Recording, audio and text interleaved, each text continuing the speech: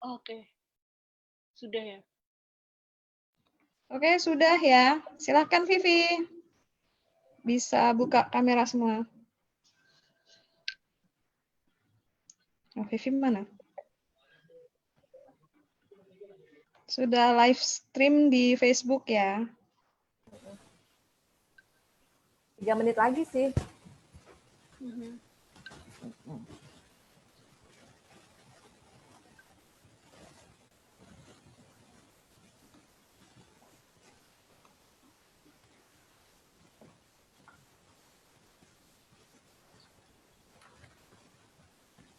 Coba.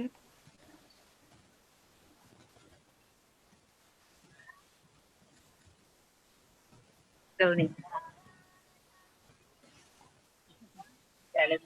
Udah live streaming nih, teman-teman. Udah dilihat orang. Oh gitu ya? Waduh. Udah cantik lu, Sum. Enggak, maksudnya kameranya boleh dimatiin nggak?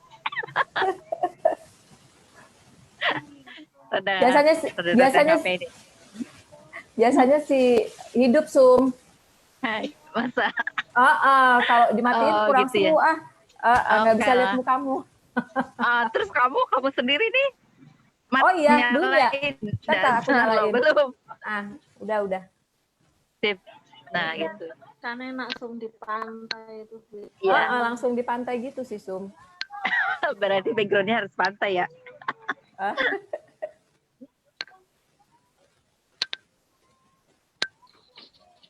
Udah muncul ya, Jeng? Udah muncul kok. Oke.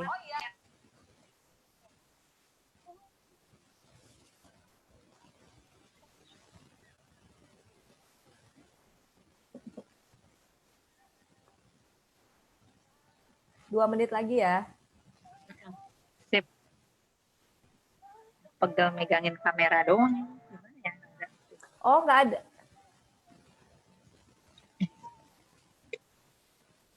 Kalau ngilangin ini WA-nya biar ini ya, biar nggak muncul-muncul nutupin gimana ya, Pi? Wah, gaptek. Waduh, aku juga nggak tahu, Sum. Nggak klik terus. Biarin.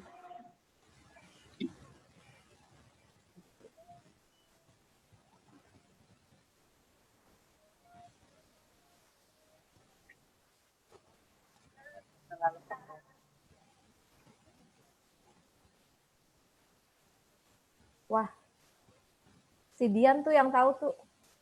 Ya, halo Mbak Dian. Ini biar notifikasi WA-nya nggak muncul ya, nutupin layar gimana ceritanya tuh? Dinonaktifkan. WA-nya. Dinonaktifkan, Oh, aku buka dulu. Coba. Kasih.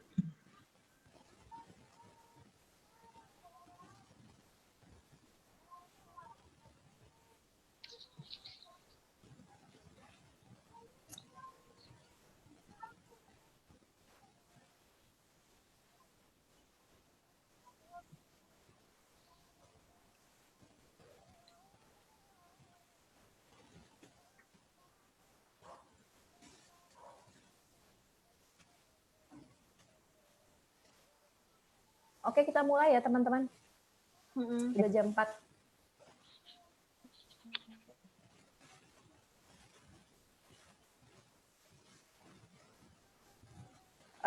Ya, selamat sore teman-teman semuanya. Sampai ketemu. Selamat bertemu kepada teman-teman yang lagi nonton di Facebook. Terima kasih saya ucapkan kepada 3 narasumber yang sudah hadir di sini memenuhi undangan diskusi Ngobras Perempuan Mahardika.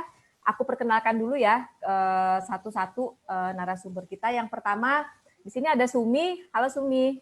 Halo. Halo semuanya. Ya, jadi Sumi ini semuanya. Sehat, Sum? Sehat, alhamdulillah. Iya, ini background-nya menarik nih, Sum. Iya. Ya, jadi Nyur melambai.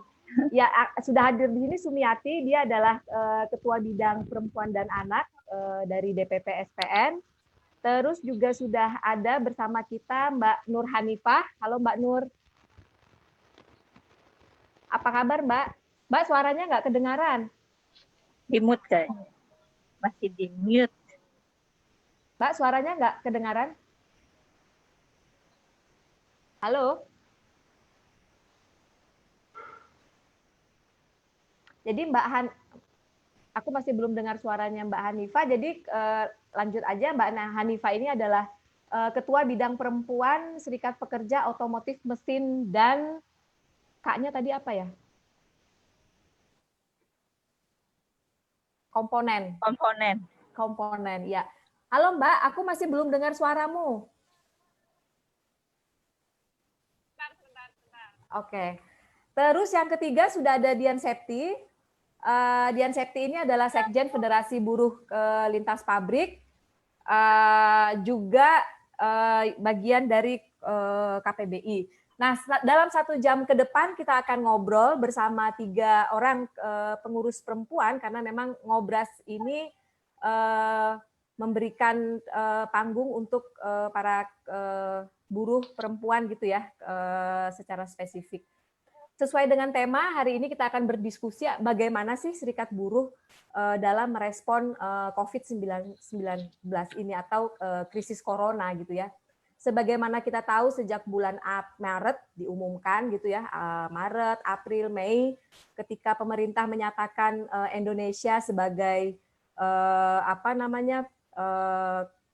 terdampak dari pandemi COVID-19 atau corona, itu diberlakukan yang namanya PSBB. Dan kita tahu ya bagaimana ketika PSBB diberlakukan, teman-teman sudah sering bilang dampak terbesar selain kesehatan itu juga dampak pada buruh.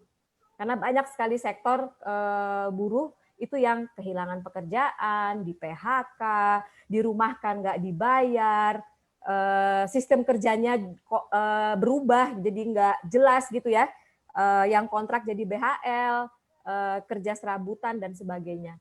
Nah, situasi ini yang dihadapi oleh buruh saat ini. Aku mau dengar nih, ini kan teman-teman bertiga adalah pengurus serikat gitu ya.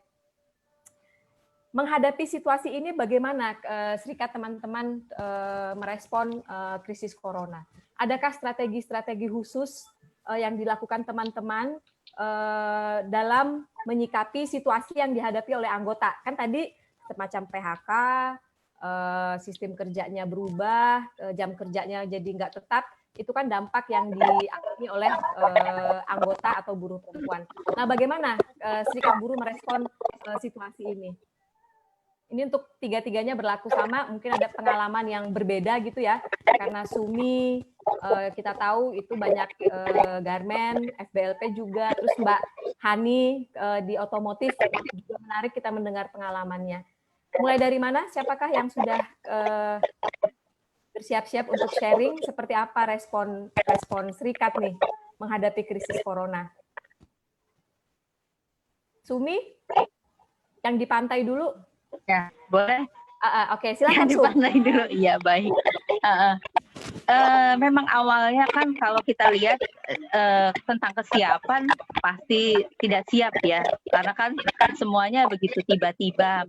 Karena kita tuh awalnya karena melihat bahwa itu banyak terjadi, pandemi COVID ini banyak terjadi di negara-negara yang dingin gitu, yang empat musim gitu. Kita lihat kan negara tropis, jadi kayaknya tuh virus itu nggak mungkin banget gitu ya, ada pemahaman gitu yang dianggap bahwa kita tropis, pasti virus itu nggak nyampe ke sini, pasti akan mati di tengah jalan gitu. Jadi nggak pernah mengira akan sehebat ini, terdampak begitu besar Indonesia ini. Jadi kita memang nggak menyusun strategi khusus itu awalnya begitu. Jadi kayak kita cuman kayak orang kayak kebakaran ya, nanganin kebakaran, ada api baru gitu. Nah, itulah memang kita akuin sebagai kelemahan awalnya. Jadi begitu memang kemudian terdampak, banyak yang memang perkembangan yang positif itu ternyata makin besar. Kita melihat kok khususnya di sektor TGSL ya, kan awalnya memang perusahaan-perusahaan nggak responsif juga terkait dengan adanya surat edaran untuk ini.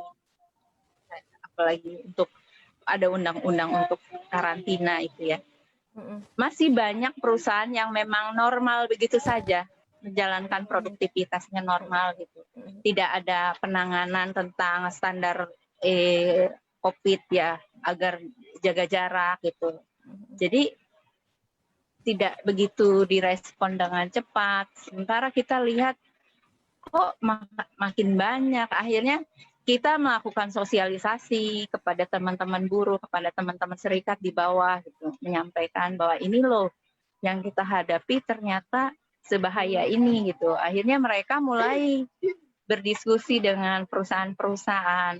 Ada yang memang kemudian perusahaan menyiapkan kayak hand sanitizer, kemudian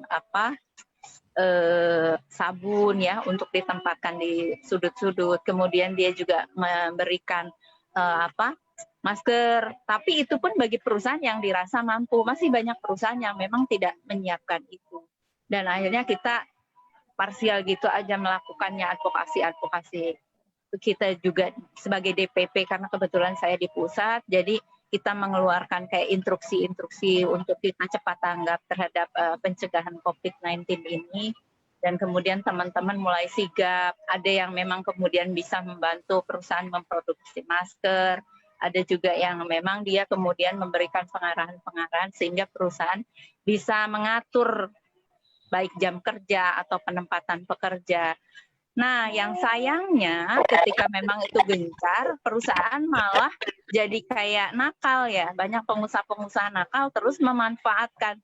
Menjadi ada yang dirumahkan tanpa kejelasan baik upah maupun sampai kapan. Kemudian ada yang menjadikan alasan dia mem-PHK tanpa pesangon. Ada juga yang mengatur jam kerja, jadi jam kerja pendek. Tapi semakin nggak jelas karena upahnya pun dia menjadi upah target kerja atau upah borongan gitu. Kemudian juga ada sanksi bagi yang tidak terpenuhi target tersebut, dia bisa siap di PHK kapan saja. Nah, itu kan akhirnya membuat satu keprihatinan ya.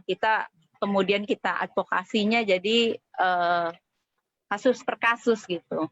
Karena kita bicara dengan pemerintah juga, pemerintah kan malah seakan-akan dia tidak bisa berpihak netral. Salah satu contoh kayak dikeluarkannya surat edaran tentang THR kan malah membuat perusahaan semakin seenaknya gitu loh, melegalkan COVID-19 ini untuk kemudian mengurangi kewajibannya terhadap pekerja ya. Dia bisa dicicil, bahkan banyak juga THR yang tidak dikasih. Nah, itu jadi aku sebelum kamu lanjutkan, aku mau bertanya nih, kapan sih SPN itu melihat COVID ini sebagai yang kan kalau di awal kita masih santai-santai gitu ya. Nah, itu dilihat sebagai sesuatu yang darurat itu kapan tuh, Sum? Kalian ya ketika kita investigasi ke bawah, terus juga bawah juga ada yang menyampaikan ke kita, ternyata banyak yang kemudian dirumahkan gitu, Mbak. Banyak yang dirumahkan tanpa kepastian sampai kapan, terus upahnya bagaimana. Ada yang diberikan 25%, ada 50%, bahkan ada yang nggak jelas sampai sekarang upahnya. Nah, itu akhirnya kita menganggap, loh kok ketika kita inventarisir sampai kita ada 8.116 data yang terdampak COVID, dan itu Jabodetabek saja. Ada 54 perusahaan, ya? Dari 54 perusahaan dan Jabodetabek saja. Jabodetabek ser lah. Itu garmen, Sumi? Iya, atau mayoritas garmen sepatu. Tekstil, garmen tekstil sepatu, TGSL lah kita sektor itu. Terima kasih. Jadi kita, Sum, kita beralih. Kita beralih dulu ya, Sum. Sip. Boleh. Nih Mbak Hanif nih, Mbak Hani, ini gimana nih Mbak, sektor otomotif, mesin dan komponen. Kalau garmen kan kita sudah sering mendengar ya, sudah muncul banyak sekali PHK dan sebagainya yang dirasakan oleh industri garmen. Bagaimana di otomotif sendiri, Mbak Hani? Oke, Mbak. Halo ya. Ya, udah kedengeran Mbak suaranya? Udah. Oke, perkenalkan nama saya Hani, saya sebagai Ketua Bidang Perempuan FSPMI, dan saya mewakili dari Departemen Perempuan FSPMI. Ya. Dan di sini FSPMI itu ada beberapa sektor, yaitu otomotif, ada aneka industri, ada elektronik elektrik, ada SPJM, dan ada logam. Kita mewakili dari FSPMI, bahwa di FSPMI sama seperti yang lain, untuk dampak COVID ini sangat amat merugikan kepada teman-teman buruh. Karena banyak sekali teman-teman buruh yang tadi seperti yang dikatakan Mbak Sumi dari SPN, di FSPMI juga sama, bahwa ada teman-teman yang awalnya itu diliburkan 6 bulan atau seminggu-seminggu gitu Mbak, seminggu-seminggu, nanti seminggu libur, seminggu masuk. Jadi gantian, karena emang harus jaga jarak, istilahnya seperti itu. Jadi di situ awalnya teman-teman nggak digaji, jadi hanya digaji separuh. Jadi ibaratnya kalau misalnya dalam 1 bulan itu dalam 1 bulan hanya 15 hari, berarti dibayar hanya setengah. Tapi Itu kita berlaku semua Mbak Hani? Ya? Berlaku di semua atau beberapa perusahaan? Atau Hanya di tempat kerjanya Mbak Hani? Hanya beberapa perusahaan aja. Oke. Seperti saya sendiri Mbak nih, saya sendiri dampak COVID ini, saya itu sudah 2 bulan ini WFH. Saya 2 bulan WFH. Tapi alhamdulillah dengan gaji full, THR juga full. Tapi masih banyak perusahaan lain yang mereka itu hanya digaji setengahnya. Tapi dari serikat buruh itu langsung negosiasi sama manajemen gitu Mbak, supaya hak-hak kita itu terpenuhi. Karena kan sebenarnya ini bukan kemauan kita gitu. Ini adalah dampak dari sebuah wabah. Jadi kita perusahaan juga tidak seenaknya sendiri gitu. Karena emang banyak sekali perusahaan yang mumpung nih dengan adanya COVID ini, mereka itu ibaratnya sekalian aja kita misalnya yang guru-guru yang misalnya masih aktif kerja itu diliburkan atau gimana caranya gitu. Halo Mbak? Oke, ya aku dengar. Ya, kirain tadi hilang.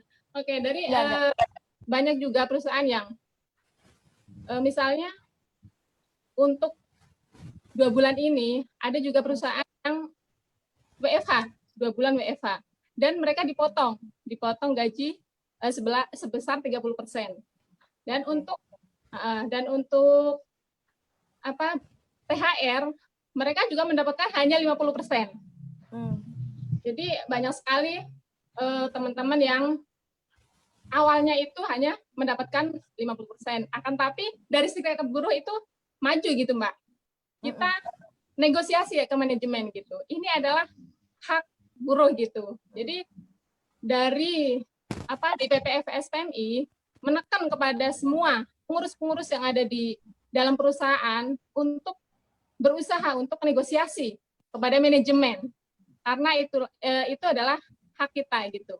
Tapi emang sih kalau misalnya perusahaan-perusahaan yang mungkin kecil itu emang agak susah Mbak, karena emang kondisi perusahaan itu tidak memungkinkan untuk membayar full gaji karyawan. Tapi kalau untuk perusahaan-perusahaan yang besar itu mayoritas haknya bisa tercapai semuanya gitu. Oke, tahan dulu ya Mbak. Kita beralih ke Dian Septi. Ini gimana di Federasi Buruh Lintas Pabrik merespon krisis corona? Ya, sebenarnya situasinya sama ya. Jadi kalau karena kebetulan mayoritas kita ada di garmen gitu, ada situasi ancaman PHK gitu. Jadi terus kemudian yang kontrak dijadikan harian buruh lepas. Yang kemudian karyawan tetap ditawari untuk kemudian PHK atau pemutihan gitu dengan pesangon yang tidak sesuai. Jadi kita sedang mengorganisir teman-teman untuk kemudian menolak PHK gitu, bahwa yang namanya status kerja tetap itu adalah soal itu investasi sebagai pekerja gitu yang tidak boleh untuk dilepaskan begitu saja, terutama di situasi COVID, karena banyak pengusaha yang tadi seperti dibilang Sumi itu memanfaatkan situasi ini untuk kemudian mengabaikan hak pekerja gitu. Nah, dari situasi-situasi terus kemudian diliburkan dengan tidak diupah penuh. Lalu kemudian ada beberapa kasus juga yang THR-nya itu dipotong. Dan di KBN Cakung itu sekarang ada hanya sekitar 12 perusahaan yang masih beroperasi. Artinya semuanya diliburkan atau kemudian tutup gitu. Dari kalau terakhir 30-an ya, kalau sebelumnya 80 perusahaan, 30-an COVID, terus kemudian 12 perusahaan sekarang yang masih aktif. Jadi bisa dibayangkan berapa buruh yang akhirnya kehilangan pekerjaan gitu dengan posisi tawar yang makin lemah. Nah, lalu apa yang kemudian dilakukan? Pertama-tama memang kita membentuk kepanitiaan tanggap darurat COVID untuk kemudian memenuhi dulu kebutuhan darurat teman-teman gitu. Kebutuhan darurat itu ya ada sembako, lalu kemudian masker. Nah, untuk produksi masker ini kita melibatkan ada sekitar 6 penjahit gitu. Jadi banyak juga teman-teman yang bekerja di konveksi yang itu memang paling rentan. Jadi konveksi itu tutup dan kemudian tidak punya pekerjaan, tapi kita baru melibatkan 6 buruh gitu untuk kemudian menjahit masker gitu. Kalau nggak salah sekarang sudah sekitar 2000 lebih masker yang kita produksi dan didistribusikan dengan harga terjangkau. Itu kalau untuk sembako itu sekitar 2000 juga, 2000 sembako didistribusikan untuk warga sekitar dan anggota. Untuk buruh, warga sekitar dan anggota. Nah, dan kita sudah mempublikasikan laporan, berhenti sejenak, terus kemudian kini kita buka lagi gitu. Dan kita mengadvokasi bansos yang tidak tepat sasaran. Jadi yang kita data itu ada sekitar 127 kakak yang tidak menerima bansos gitu. Kan bansos ada 4 gelombang, dan ketika kemudian teman-teman yang punya KTP itu ada yang tidak dapat. Terus apalagi yang tidak punya KTP gitu. Dan itu ketika mengadu, katakanlah 4 gelombang ya. Gelombang pertama nggak dapat, gelombang kedua nggak dapat. Nah, yang terakhir itu gelombang terakhir itu dapat, itu pun hanya beras gitu. Dan nilainya kan harusnya setiap bansos itu, setiap sembako dibagikan adalah 150.000, tetapi ketika dihitung-hitung itu tidak mencapai 150.000. Jadi situasi buruh baik di tempat tinggal atau kemudian di tempat kerja itu memang ancamannya itu nyata gitu. Nah, lalu kemudian apa terobosannya Serikat Pekerja? Jadi untuk advokasi itu kesulitannya kita adalah dari pihak kepengawasan, dari yang Menaker, yang pusat sampai kemudian yang di tingkat Jakarta Utara gitu, kebanyakan yang menyatakan WFH, work from home, sehingga kemudian tidak menerima pengaduan. PHI itu juga kayaknya tidak menerima kasus masuk untuk kemudian didaftarkan gitu. Jadi itu menghambat kita untuk melakukan advokasi, sehingga kemudian dibutuhkan terobosan-terobosan gitu. Nah, kalau dari kami sendiri, akhirnya untuk pengorganisasian di teman-teman buruh, kita mulai menanamkan bahwa di PHK ataupun kemudian putus kontrak, keanggotaan sebagai serikat pekerja itu tidak hilang. Itu pertama. Terus kedua, ketika antrian pengangguran makin panjang dan posisi tawar makin rendah untuk memperoleh pekerjaan, kita mulai menerapkan pembangunan serikat pekerja itu berbasiskan teritori. Artinya kita membentuk kolektif-kolektif buruh di tingkatan teritori. Gitu. Kenapa? Soalnya ini sekarang banyak yang burongan. Jadi situasinya status kontrak itu menjadi status tertinggi, malah sudah bukan lagi buruh tetap. Oke. Gitu. Jadi harian lepas itu paling rendah. Itu sih. Jadi tadi kamu bilang bahwa dalam melakukan advokasi itu Dinas Tenaga Kerja, PHI itu semua kerja dari rumah gitu ya. Ada nggak upaya yang dilakukan oleh Federasi Buruh Lintas Pabrik untuk mengatasi persoalan itu? Karena kan hak-hak ini kan harus diadvokasi gitu. Ada cara lain tidak untuk bisa menembus negosiasi dengan Disnaker ketika melakukan negosiasi gitu? Ya, kita mengadukan beberapa kasus itu ke Das Pidana Perburuhan gitu. Jadi memang harus Datang dikejar langsung terus. atau kirim online? Kita datang langsung ke Polda, terus kemudian akhirnya ditanggapi, dan kemarin pihak kepolisian turun langsung, itu yang di Pahala Kencana Express ya. Pihak kepolisian datang langsung, terus kemudian udah mulai memanggil personalia gitu, untuk kemudian diselidiki gitu, disidik di BAP. Nah, kalau untuk pengawas ya akhirnya kita bombardir terus, baik dengan SMS, ditelepon terus, akhirnya datang tempat kerja, tetapi juga keperpihakannya itu tidak ada, jadi netral. Tadi yang dibilang Sumi netral itu memang artinya adalah pemerintah lepas tangan gitu.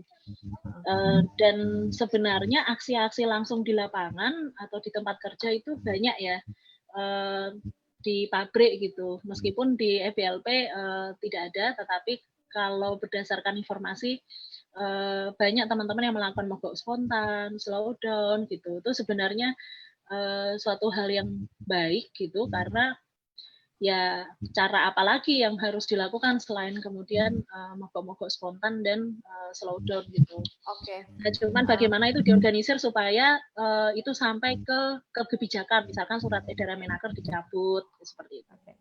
Oke Dian, terima kasih untuk sementara. Aku mau ke Sumi nih. Sum, kapan itu aku ngelihat kamu lagi ke Disnaker ya? Ke Disnaker atau kemana gitu melakukan Kementerian.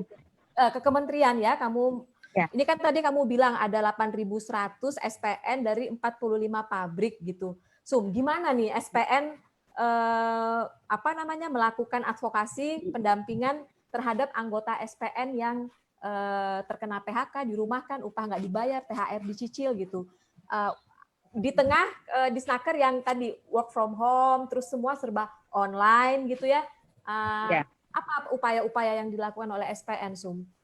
Tantangan apa yang ditemui kalian? Sebelum ku jelaskan, aku ada klarifikasi tadi. Aku penyampaian dataku ternyata salah, agak keliru.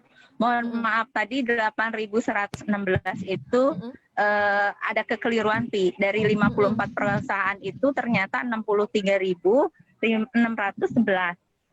Data terdampak itu 63.611 dari 54 perusahaan. 18.222 itu yang dirumahkan. Tapi itu Jabodetabek ya. Jabodetabek. Karena Serang sendiri itu 10.000 lebih. Dan ada 7.800 ditambah 2.500 data yang sementara masuk itu. Jadi 10.000 lebih. Jadi itu datanya sebenarnya sefantastik itu yang terdampak, Pi.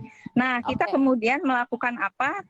Memang karena lemahnya pengawasan yang bikin kita gregetkan, itu kan pelanggaran norma. Kalau kita lihat kan di PP 78 tuh kan THR menjadi wajib. Kenapa bisa surat edaran kemudian mengabulkan hal yang wajib gitu, seakan-akan itu menjadi kompromi kan, dirundingkan gitu. Jadi abaikan normanya. Kita kesel karena ternyata banyak pengusaha nakal menghalalkan segala cara, seakan-akan COVID ini memang terdampak sekali dengan mereka. Kemudian jadikanlah dalih tidak bayar THR lah, ditunda, dicicil dan segala macam. Kita lapor ke pengawas lambat gitu. Teman-teman di tingkatan PST lapor sendiri lambat penanganannya. Akhirnya kita geruduk.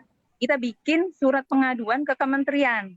Kementerian responnya ya katanya udah kita audiensi aja ketemu, tapi ternyata kan responnya bilang katanya iya ketemu, tapi nggak cepat juga karena dari audiensi pertama itu yang kulihat kan pengawas, contoh ada salah satu pengawas bilang katanya kita kan selama ini COVID ini kita ya seperti tadi disampaikan bahwa kita kerjanya online katanya. Terus nggak ada laporan, ya bagaimana bisa dapat data laporan orang dia cuman di sistem online ya, dia nggak ke lapangan ya nggak dapat data lah, kita pusing. Padahal yang saya tahu itu di provinsi tempat wilayah hukum pengawasan dia itu banyak kasus yang masuk yang dilaporkan ke DPP. Ya udah tanggal 5 kita aksi di sana, kita mau bawa semua data sebelumnya sudah kita masukkan, teman-teman yang memang terdampak suruh datang perwakilannya. Kemudian ya hari itu juga kita minta ditindaklanjuti langsung. Nah itu yang terkait advokasi ininya ya, langsung lapor ke pengawasan. Non litigasinya kita lakukan memang karena kan TGSL itu memang kebanyakan jadi rantai suplainya brand kan. maka kita meminta tanggung jawab brand untuk ikut memikirkan ya. Kalau tidak dia harus bertanggung jawab terhadap pekerja-pekerjanya yang terdampak COVID ini. Nah, kita mengeluarkan surat bersama dengan jaringan agar brand bertanggung jawab, karena banyak juga brand yang situasi begini malah narik order. Harusnya dia perpanjang order, dia tarik ordernya, cabut ordernya, ya bagaimana bisa memberikan upah, sisa upah. Pengusaha-pengusaha jadi alasan lagi dong bahwa kami sudah kehilangan kontrak gitu, kontrak produksi, kontrak bisnis dengan brand. Jadi wajarlah kalau kita PHK, wajarlah kalau kita misalnya merumahkan. Tapi banyak juga perusahaan yang memang sebenarnya mereka tuh bukan tutup pabrik, tapi ternyata tutup produksi aja. Ada salah satu perusahaannya, dia ngomong, ya mau dikasih 1 kali, iya, belum dikasih uangnya, udah ditutup pabriknya, minggu depannya dia rekrut baru lagi. Jadi benar-benar tidak semua perusahaan tuh benar-benar dengan kondisi yang sebenarnya yang real kemudian melakukan itu, tapi banyak pengusaha nakal yang menjadikan dalih gitu, Pi. Kita selesai ya. Kemudian hal lain, kamu kan kemarin, kamu bilang berkirim surat ke brand gitu ya? Ada respon nggak dari brand terhadap apa yang kalian sampaikan? Brand seperti apa responnya? Ada yang memang kemudian ya, ada beberapa brand juga yang menyatakan bahwa dia tidak akan cabut order, tapi dia akan bertanggung jawab terhadap sisa order yang masih jalan gitu. Jadi dia berkomitmen. Tapi ada juga beberapa order yang memang sudah duluan mencabut dan dia tidak merevisi itu. Jadi banyak hal lah. Terus juga ada juga yang melaporkan, kebetulan kan aku salah satu komite monitoring perjanjian global ya di salah satu brand gitu dengan Industry All. Nah, di situ juga begitu kita meeting, laporannya bagus-bagus. Begitu sidak kita ke lapangan, ya ampun, parah banget pelanggarannya. Kita sampaikan lagi ya? Udah, sekarang untuk mengcombine data biar objek, kita ini aja cross check gitu, turun ke lapangan. Nah, jadi kayak gitu upaya-upaya yang kita lakukan, karena memang kan situasinya caruk maruk, kompleks banget ya. Udah ada memang penegakan aturannya yang tidak jalan, kemudian juga banyak jadikan alasan bagi pengusaha nakal, belum lagi brand yang lepas tanggung jawabnya. Jadi ada 3 tahapan yang kita lakukan sebenarnya. Oke, terima kasih Sum. Aku mau beralih ke Mbak Hanif nih. Mbak Hanif, apa tantangan terberat dalam melakukan negosiasi dengan perusahaan, dengan brand, dengan pemerintah dalam situasi COVID ini, Mbak Hanif? Ya, Mbak. Untuk dampak dari Mbak, suaranya. Halo? Suara. Halo, Mbak. Oh. Ya, oke. Oke. Untuk dampak dari COVID ini, itu tadi perusahaan itu banyak sekali yang tidak mengikuti anjuran dari,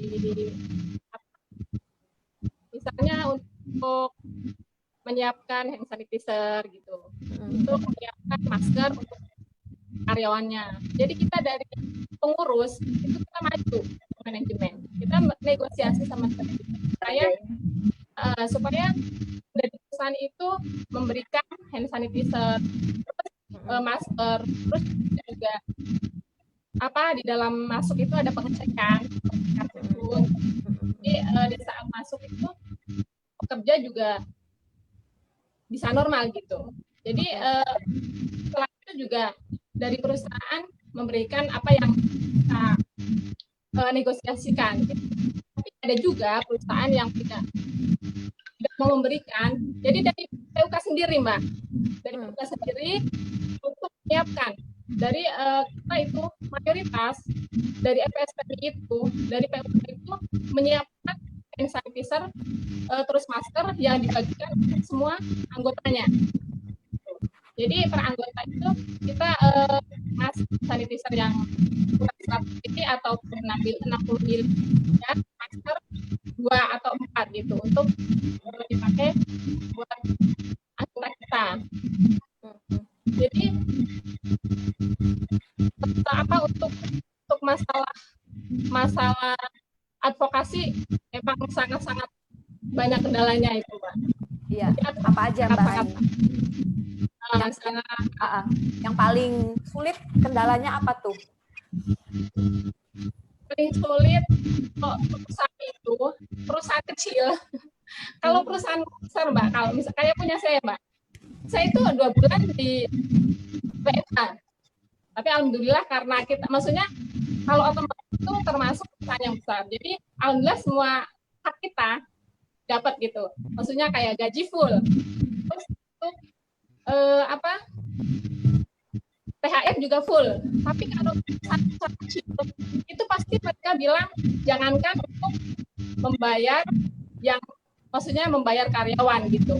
Untuk membayar misalkan seperti listrik itu aja nggak ada gitu. Itu kendala terbesar kita, perusahaan-perusahaan yang kecil. Jadi mereka apa ya? Ibaratnya kalau mereka nggak jalan, otomatis nggak ada pemasukan gitu loh, Pak. Jadi nggak punya saving untuk kedepannya gitu. Kalau misalnya perusahaan besar kan ada untuk uang simpanan gitu. Kalau perusahaan kecil itu, kalau mereka nggak produksi dan mereka juga nggak bisa menjual, otomatis mereka nggak ada pemasukan sama sekali gitu kan. Yang sangat berat buat kita untuk anggota kita. Halo?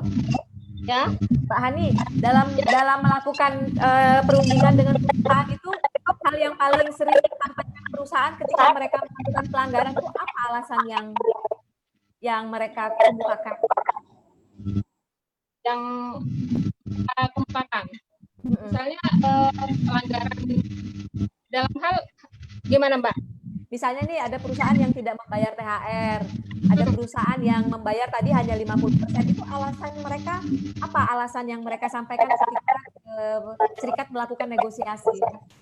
Nah, ya itu tadi alasannya tidak mempunyai uang sama sekali gitu loh untuk membayar. Nggak punya uang. Tapi kita dari serikat buruh tetap untuk supaya mendapatkan hak-haknya. Jadi Mbak yang tadinya nggak punya uang, Mbak. Kenapa? Mbak Ani percaya kalau pengusaha bilang mereka nggak punya uang gitu? Kita nggak percaya. Pastinya mereka juga punya safety. Tapi ya itulah akal-akal dari manajemen gitu loh. Kita berikan, ini ada tepat nih gitu, misalnya alasannya seperti itu.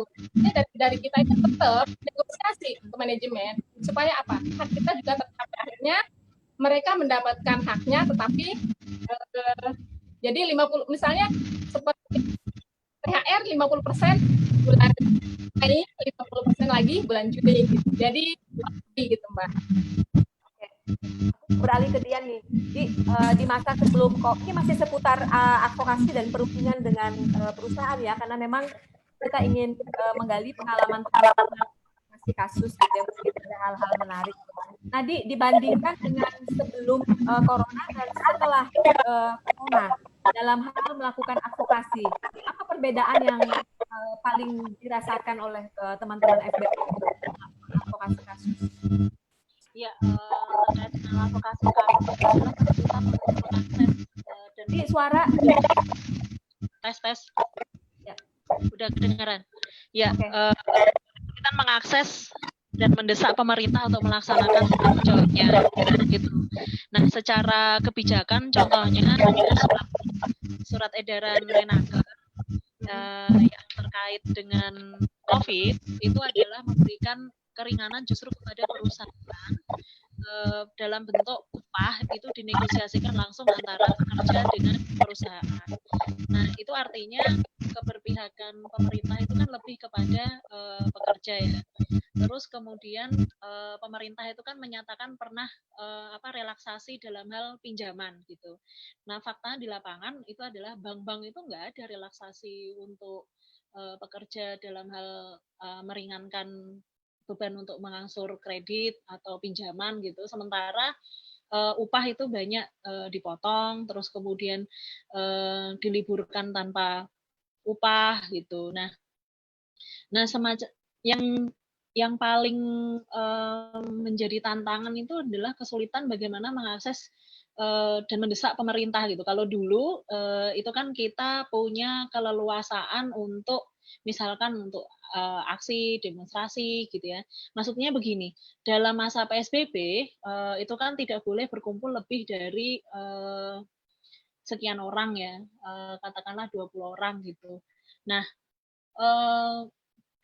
sementara kekuatan kita ketika dinonlitigasi, ketika ada situasi-situasi untuk mendesak pemerintah, mobilisasi massa itu adalah salah satu bentuk perjuangan yang dia bisa efektif untuk mendesak pemerintah ataupun pengusaha gitu.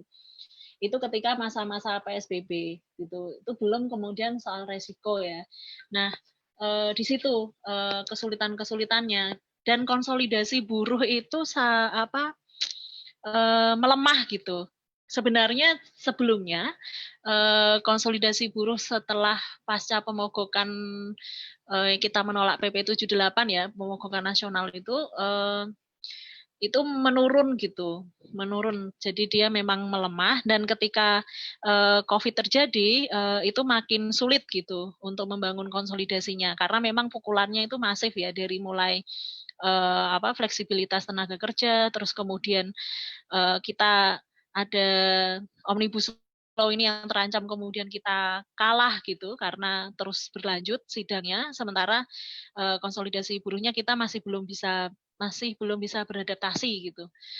Bentuk perlawanan masif semacam apa yang bisa menghambat pemerintah untuk berhenti gitu, untuk kemudian berhenti misalkan membahas kebijakan-kebijakan yang itu tidak pro gitu. Jadi memang yang dari awalnya kita melemah, terus kemudian dengan adanya COVID kita belum bisa beradaptasi gitu ya, new normal semacam apa gitu, terobosan semacam apa untuk kemudian efektif gitu untuk melawan kebijakan-kebijakan baik pemerintah ataupun pengusaha. Itu sih beratnya di situ. Nah, mungkin yang paling penting memulai untuk menguatkan kembali konsolidasi gerakan buruh. Langkah-langkah strategis ke depan ini apa gitu, yang di masa COVID ya, di masa pandemi. Nah, kalau untuk perundingan-perundingan ya kita ada perundingan di tingkat basis gitu ya, di pengurus-pengurus itu. Nah, ketika kemudian kita mau menghubungi brand atau buyer, ada kekhawatiran di teman-teman pekerja bahwa brand itu akan menghentikan order sehingga kemudian perusahaan tutup, terus kemudian kehilangan pekerjaan. Jadi situasi ini tuh membuat posisi tawar buruh makin lemah gitu, ketakutannya makin besar. Kayak misalnya di KBN itu kan tinggal 12 perusahaan ya, itu makin banyak buruh yang mencari pekerjaan gitu. Jadi kalau pekerjaannya harian itu kemudian nggak bermasalah gitu, nggak apa-apa, yang penting bekerja gitu. Nah itu kan ironis. Oke. Makasih Dian. Aku mau ke Mbak Nur Hanifah. Mbak Nur, apa dampak yang paling dirasakan? Sumi hilang ya? Apa dampak yang paling terasa oleh serikat buruh, Mbak, dari dengan adanya krisis COVID? Misalnya, apakah kehilangan anggotanya banyak, atau seperti apa? Ada dampak-dampak spesifik tidak yang dirasakan oleh serikat buruh? Mbak, suara, unmute. Mikrofon. Oke. Ya. Mbak, suara nggak kedengaran? Sumi hilang ya? Halo. Ya, Mbak Hani? Ya. Udah? Ya. Untuk anggota, pastinya kita dampaknya juga sangat banyak ya Mbak. Karena apa? Karena di FSMI banyak sekali juga anggota karyawan kontrak yang masuk menjadi anggota, FSMI. Dengan adanya COVID ini, kebanyakan perusahaan-perusahaan yang kontrak itu dihabiskan. Bahkan banyak juga perusahaan yang masih anak kontrak masih 5 bulan atau 6 bulan, mereka dihabiskan lebih cepat lagi. Akan tapi mereka juga semua dibayarkan hak-haknya. Jadi dari banyak perusahaan itu seperti itu. Jadi dengan otomatis anggota kita juga banyak sekali yang berkurang. Tapi untuk saat ini kita belum tahu untuk berapa sih anggota FSPMI yang berkurang karena dampak COVID ini, kita belum tahu detailnya. Jadi intinya dari karyawan, pastinya dari karyawan kontrak tersebut yang pastinya yang hilang, karena di FSPMI itu tidak hanya karyawan kontrak saja yang menjadi anggota. Jadi karyawan yang baru masuk pun itu langsung di training dan langsung masuk menjadi anggota FSPMI. Mbak. Jadi walaupun dia baru masuk 1 bulan, 2 bulan, akan tapi tidak semuanya perusahaan, Mbak. Maksudnya ada banyak perusahaan seperti itu, tapi ada yang lain juga tidak tidak mengharuskan gitu. Ada perusahaan yang otomatis dia masuk perusahaan itu menjadi anggota FSPMI, tapi ada juga yang tidak otomatis seperti itu. Mbak Hanif, tapi ya, apa upaya yang dilakukan oleh Serikat Mbak Hanif untuk agar anggota yang sudah misalnya yang sedang di PHK atau dirumahkan itu tetap terhubung dengan Serikat, Mbak? Upaya-upaya apa yang dilakukan oleh teman-teman? Kalau untuk dari DPP FSPMI, kita memberikan support kepada teman-teman yang ter-PHK, memberikan sembako, Mbak, pastinya. Okay. Kita memberikan sembako. Kita memberikan sembako kepada teman-teman untuk teman-teman supaya bisa beraktivitas ke depannya gitu. Tapi kalau untuk karyawan kontrak, karyawan permanen itu biasanya dirumahkan. Tidak maksudnya tidak di PHK, tapi dirumahkan dan nanti setelah kondisi normal dipekerjakan kembali, atau biasanya gantian, Mbak. Misalnya 3 hari masuk, 2 hari libur gitu. 3 hari libur, 2 hari masuk gitu. Oke. Polanya sama ya di semua ya, mau di garment, otomotif, mau di mana-mana itu polanya seperti itu. Oke, aku mau beralih ke Sumi. Sum, apa dampak yang paling dirasakan oleh SPN dengan adanya krisis corona ini?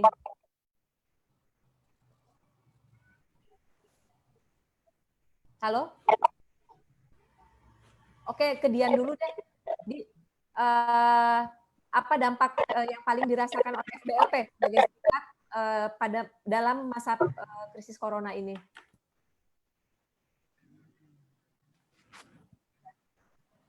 Di suara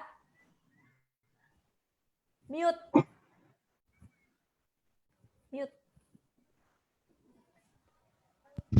Ya, satu kehilangan anggota itu ya karena banyak di PHK, sehingga kemudian kita melakukan pengorganisirannya tidak hanya berbasiskan pada tempat kerja, karena mayoritas kontrak dan buruh harian lepas yang kesadarannya ketika sudah bekerja dalam satu perusahaan tertentu kemudian keluar bukan anggota serikat lagi gitu. Jadi kita mencoba strategi basisnya itu adalah pengorganisiran berbasis teritori. Artinya ada kolektif EBLP Pancong, kolektif EBLP Semper gitu. Kita menjaga seperti itu lagi karena dulu awal-awal pengorganisiran EBLP seperti itu. Jadi kayak melampaui aturan hukum ketentuan yang membuat serikat buruh itu erat dengan birokrasi gitu. Maksudnya kan harus tercatat, terus kemudian harus di perusahaan tertentu, tidak semuanya juga diakui perusahaan luar pabrik ya, meskipun ada di perusahaan luar perusahaan, serikat luar perusahaan, meskipun ada di undang, tidak semua dinas tenaga kerjaan itu mencatatkan itu. Artinya mau dicatatkan, mau sukses pencatatan atau tidak pencatatan, teman-teman itu terikat gitu. Juga kemudian lewat koperasi gitu ya. Jadi itu yang sedang kita coba lagi gitu, kita mulai Kenapa? Karena ini antrian pengangguran itu banyak banget gitu.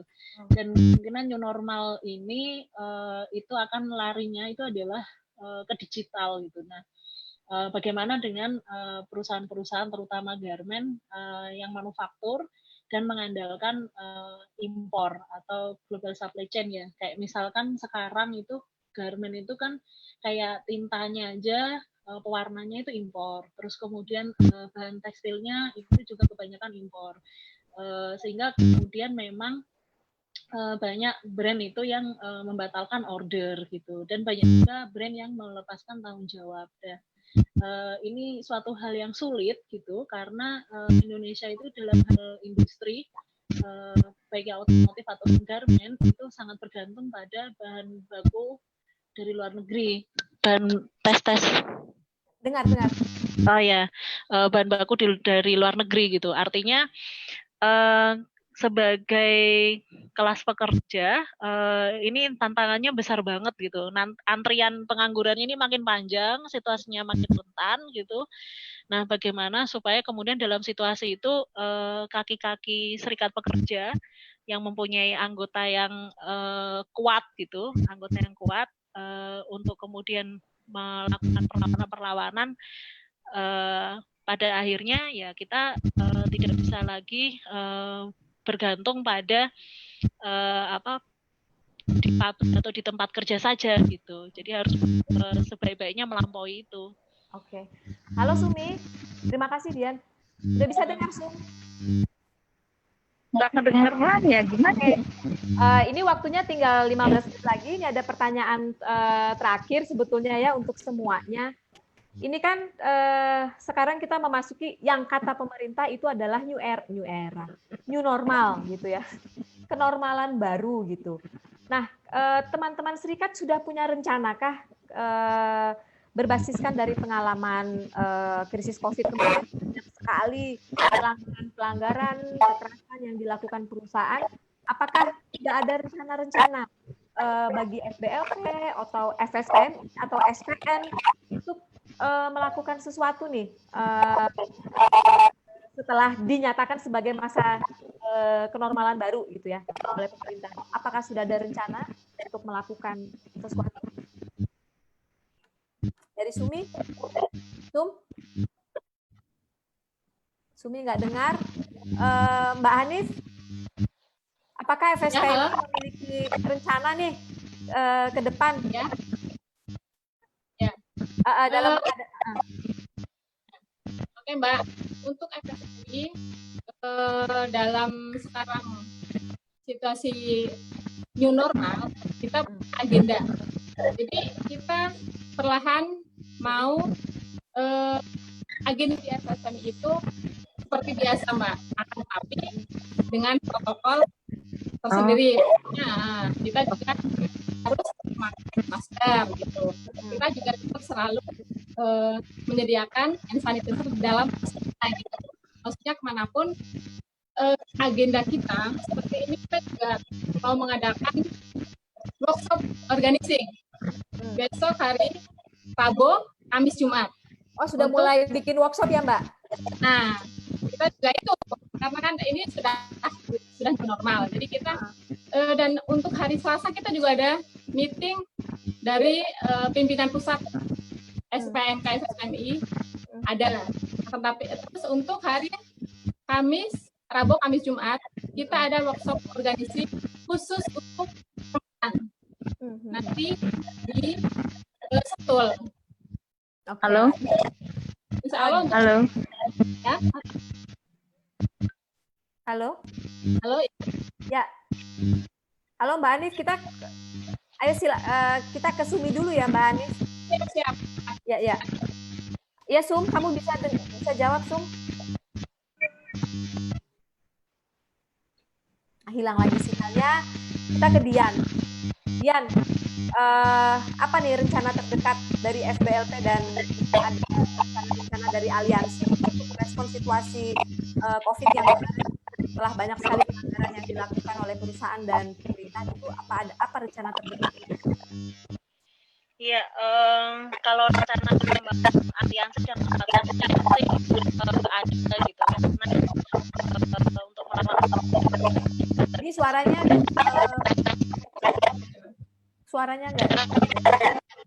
enggak? Oke. Udah belum?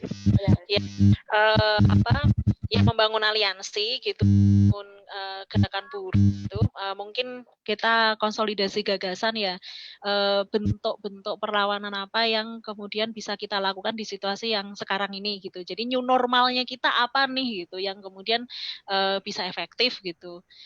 Dan kalau secara internal kita ada diskusi-diskusi online, pelatihan online itu yang kita mau menjangkau lebih luas gitu. Tapi kita juga mengefektifkan pendidikan tatap muka dari 5 sampai 10 orang. Jadi pengorganisasiannya sampai tingkat sel gitu. Nah, satu sel itu 5 sampai 10 orang, tempatnya bisa di sekretariat atau kemudian di hunian gitu.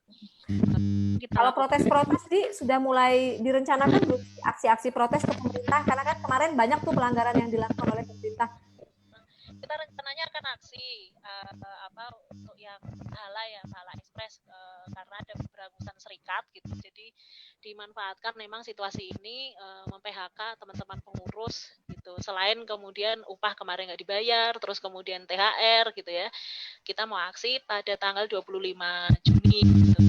Jadi aksi di depan Pahala, depan perusahaan, tapi dengan protokol gitu. Jadi tantangannya adalah harus disiplin gitu. Jadi sosialisasi dan edukasi ke anggota itu terkait kesehatan dan terkait kesehatan kasus, terus kemudian bagaimana kita berdisiplin itu memang harus disegerakan gitu. Nah, itu di tengah situasi yang teman-teman itu kan ini ya, yang penting bisa makan gitu. Yang penting jadi untuk jangka panjang gitu, kayak kesehatan itu kan kayaknya jangka panjang banget tuh gitu.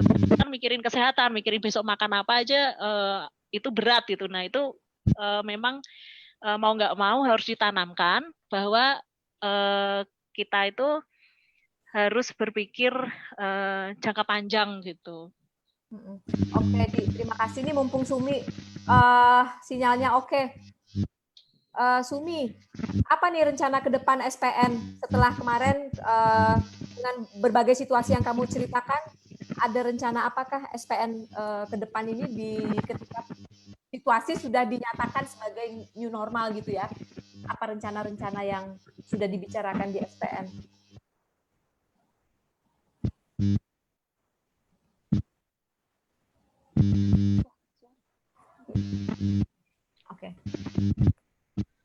Oke, Sumi. Dengar ya? Ya. Karena kan masih banyak ternyata penanganan kayak yang monitoring kasus pengawasan aja kan masih harus terus dikawal. Kemudian juga kemarin dampak aksi juga ternyata kan ada juga yang terdampak. Jadi kita masih tangani itu, mudah-mudahan sih selesai. Dan juga terkait dengan follow up yang rantai supply brand ini kan masih banyak yang bermasalah tuh. Kita memang harus dilanjutkan tuh komunikasinya terkait dengan rantai supply itu. Hal lain mungkin kita akan meningkatkan kembali karena kan ini udah Presiden sudah menyarankan suruh berdamai dengan COVID-19 ya. Jadi mau nggak mau kan kita mulai aktifkan kembali tuh. Suruh berdamai sama virus gitu loh. Bingung juga aku. Gimana tuh berdamai dengan virus tuh gimana? Gue nggak ngerti. Iya, kita suruh berdamai artinya kan suruh bertetangga gitu loh, berbaik-baikan gitu loh. Sementara kita nggak dikasih penangkal. Kan aneh lah, istilahnya gitulah. Kan aneh, kita nggak dikasih penangkal, nggak dikasih tameng gitu ya. Suruh berdamai ya, kita yang kalah lah kalau memang kitanya nggak ini. Nggak ada stimulus, jadi gimana stamina kita kan juga namanya buruh kan. Dieksploitasi terus, gajinya nggak layak, upah nggak layak, coba kita masih sampai sekarang nuntut upah layak, kerja layak sama jaminan sosial yang layak itu kan masih tersendat-sendat sampai sekarang belum realisasi kan, gimana kita bisa berdamai coba. Tapi ya intinya bahwa kita akan tetap menindaklanjuti hal ini, termasuk peningkatan kapasitas buat teman-teman kan, karena memang kan kita sudah ada schedule yang tertunda kan tentang pelatihan kemarin lewat virtual, semua nampaknya tidak maksimal kan. Kemudian hal lain ya, PR lainnya kita lagi membangun zona aman untuk kekerasan berbasis gender juga kan, ini lagi proses tertunda kemarin. Kemudian juga kita juga akan membahas tentang bagaimana recovery nih bagi teman-teman nih yang di korban-korban PHK itu kan, kemudian yang dirumahkan, kemudian ketika perusahaan sudah menyatakan kembali membaik, rekrut itu kan juga harus kita bicarakan nih. Karena prioritas kita kan pekerja-pekerja yang kemarin di PHK itu kan harus masuk lagi. Kan lucu gitu loh. Dia juga kan butuh tenaga yang ahli dong saat dia buka kembali gitu. Kalau misalnya dia tenaga baru, dia juga harus mendidik dan segala macam. Kita akan membahas ini dengan perusahaan-perusahaan untuk diprioritaskan lah bagi pekerja-pekerja yang ter-PHK itu. Beberapa hal mungkin itu yang akan kita tidak.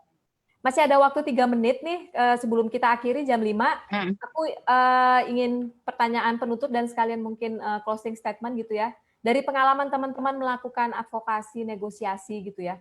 Ke depan apa yang paling perlu diperbaiki dari sistem perlindungan buruh? Dari pengalaman teman-teman melakukan advokasi di masa corona. Apa kira-kira yang paling penting untuk diperbaiki gitu? Pertama, ini tentang K3 ya. Kalau persoalan tentang pandemi ini kan sebenarnya kalau kita selama ini memang sudah menjalankan K3 dengan baik, saya rasa ketika ada pandemi atau musibah yang lainnya ini nggak gagap gitu. Toh sudah diatur secara maksimal menurut aku, secara lugas di dalam undang-undang tentang K3 itu. Nah, tinggal bagaimana pelaksanaan ke depannya ini yang harus diingatkan kembali kepada pengusaha. Tapi kan kalau kita yang hanya teriak saja, pasti pengusaha juga banyak berkelit kan, karena dianggap bahwa K3 itu biaya, beban yang sangat tinggi. Makanya memang perlu ada kerjasama dengan pemerintah juga untuk meningkatkan penegakan hukumnya itu tentang K3. Sehingga bisa menjadi efek jerah, sehingga ke depan pengusaha tidak mengabaikan tentang K3. Itu yang lainnya. Pastilah kita semua pasti lagi meneriakan tentang bagaimana kita menghambat Omnibus Law ya. Itu kan menurut aku kita jangan lengah di situ, kita harus bersama-sama karena kan kalau Omnibus Law bisa melenggang begitu saja, kerja layak, upah layak, jaminan sosial yang layak juga akan hilang begitu saja. Bagaimana dengan masa depan anak cucu kita? Ya, harapannya sih dengan seringnya kita diskusi-diskusi kayak gini bisa kita bersepakat ketika kita kerja di lapangan untuk mencapai satu tujuan, kesejahteraan buruh Indonesia. Hidup buruh. Oke, terima kasih Sumi. Mbak Hanif, apa nih yang penting diperbaiki tadi kalau si Sumi bilang kan K3-nya gitu ya. Nah, kalau dari Mbak Hanif gimana nih dari pengalamannya? Oke. Kalau untuk dari Hani di FSMI, kalau K3 sangat-sangat penting. Tapi dari FSMI itu dari kemarin-kemarin itu kita dari DPP FSMI itu berusaha terus untuk PUK supaya di dalam perusahaan itu harus ada K3-nya. Jadi dari kita pengurus dari FSMI di PUK masing-masing harus masuk menjadi bagian dari K3 tersebut. Jadi kita ikut andil gitu. Jadi tidak udah terserah perusahaan itu, tidak seperti itu. Jadi kalau untuk masalah K3 dari kemarin emang sebelum ada corona ini, sebelum ada COVID itu kita dari DPP FSMI terus ke PUK supaya PUK masuk ke dalam K3 karena emang masih banyak manajemen yang tidak melibatkan pengurusnya di situ. Jadi kita dilibatkan supaya ya seperti yang tadi Mbak Sumi bilang, kita itu kesehatan nomor 1 ya Mbak ya. Jangan sampai setelah kita nggak kerja, tetapi kita sakit gitu. Oke. Nah, terus kalau yang sekarang itu tentang Omnibus Law, kita tolak Omnibus Law dan sebenarnya kita kemarin itu mau ada aksi besar.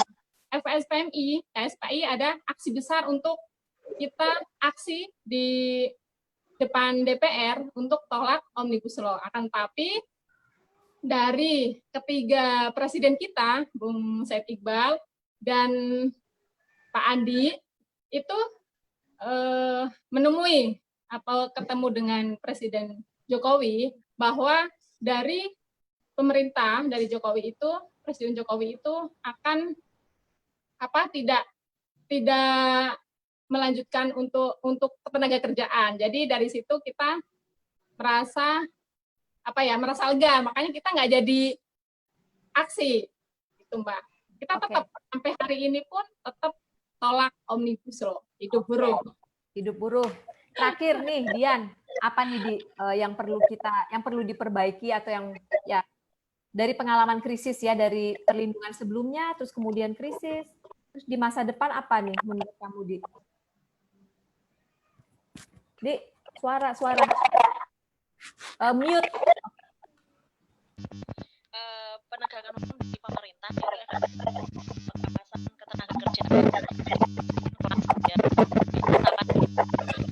makin parah gitu, karena kemudian makin banyak pesan dari yang jumlah pengawasnya kurang, terlalu banyak dan macam-macam. Itulah pertama. Terus kemudian efektivitas des pidana perburuhan.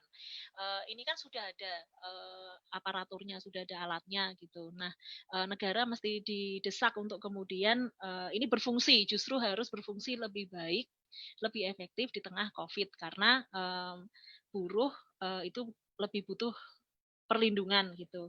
Nah, baik yang terkait dengan K3, upah, dan segala macam hak normatif buruh gitu. Kalau penyelesaiannya, kalau sekarang kan kita pengalaman FBL sendiri, penyelesaiannya kan lebih banyak di tingkatan pabrik gitu ya. Nah, bagaimana ini kemudian sampai ke ranah kebijakan di nasional gitu. Nah, terkait dengan ranah kebijakan yang lebih nasional dari soal Omnibus Law, menggagalkan Omnibus Law, lalu kemudian mendesak negara supaya memperbaiki kepengawasan dan des pidana perburuhan, artinya aliansi gerakan buruh ini mesti dikuatkan lagi gitu. Bagaimana kemudian kita semuanya bertemu dan menyusun strategi kita untuk situasi new normal saat ini gitu. Kan nggak mungkin juga kita misalkan menggunakan cara-cara lama gitu, konvensional. Nah, ini butuh terobosan gitu. Nah, ini terobosannya apa? Itu butuh banyak inisiatif dan banyak terobosan untuk dipikirkan bersama gitu. Misalkan demonstrasi kayak yang di Israel itu kalau nggak salah demo, tapi jumlahnya 2.000, tidak rally, diam di tempat. Dan itu bisa disiplin. Kita bisa nggak disiplin seperti itu gitu? Karena kita juga nggak mungkin kan mati konyol gitu kan. Hari ini demo, besoknya jadi sentral penyebaran baru gitu, klaster penyebaran baru. Nah itu sih itu jadi tantangan dan memang nggak bisa ditunda gitu. Ini situasinya mau nggak mau gitu.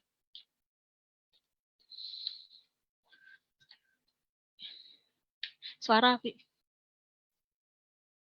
teman-teman, sudah jam 5, kita harus mengakhiri diskusi Ngobras.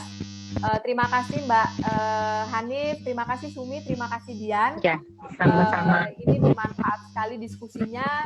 Harapan saya sih, saya tuh kemarin pas Amerika demo, kalau dengar-dengar demo tuh kayaknya langsung tersemangati ya. Karena kan COVID juga sempat membuat kita naik turun secara semangat gitu ya. Semoga ke depan buruh bisa kembali bangkit untuk memang karena banyak sekali pelanggaran nih yang sudah dilakukan ya.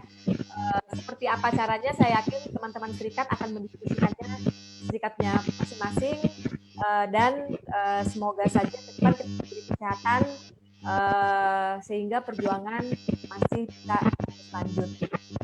Demikian Ngobras kali ini, sampai ketemu lagi di offline, entah kapan-kapan. Kita belum ketemu di online. Oke, sampai ketemu lagi teman-teman semuanya. Ya. Pak Hanifah, baik. Terima kasih semuanya. Ya. Dadah.